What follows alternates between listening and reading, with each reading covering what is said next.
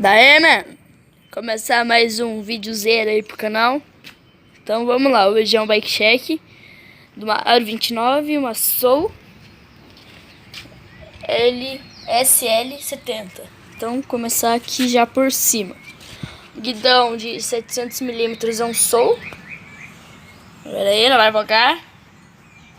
É Soul. A mesa é uma Soul. Daorinha.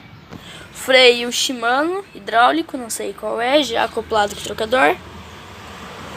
Manopreira com trava, não sei que marca que é. A caixa de direção é uma VP. Tal. E vai chover, pia, vai chover, vai chover, pia, vai chover. A suspensão é uma Santur XCT de 100mm. 100mm. Com preload, aqui lá de preload, trava, aqui trava, destrava, trava, destrava, Aqui tem o pneu, é um Victoria Mescal, 29 e tal. 21 é 2.0. É o aro Soul, deixa eu ver aqui, Soul. A raiação é inox preta, tal. O disco Shimano. Não vai focar. Demorar pra focar. Não vai focar. Calma aí, foca. Não vai focar não. O cubo é Soul também. Bike quase inteira Soul. Quadro, né?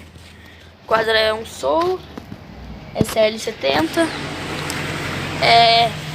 Pé de vela Shimano. Massa. Pedalzinho normal, plataforma. Pinça, né? As duas. É Shimano. Disco traseiro também Shimano. E os pneus e o ar é a mesma coisa. Cubo também. Soul. Agora virar a bikezeira. Então, aí. Virar uma bikezeira aí. Tá. O câmbio é um Shimano Turney TX. Corrente Shimano também. Câmbio é um Turney Shimano Turney TX. Catraca Shimano. E é isso aí. O banco. Banco Soul. Banco, canote Soul. E braçadeira Soul. Bike inteirona Soul aí. E é isso aí, mano. Não foca. Aí focou. Bikezeira tá aí. Agora eu vou gravar uns clipezinhos dela.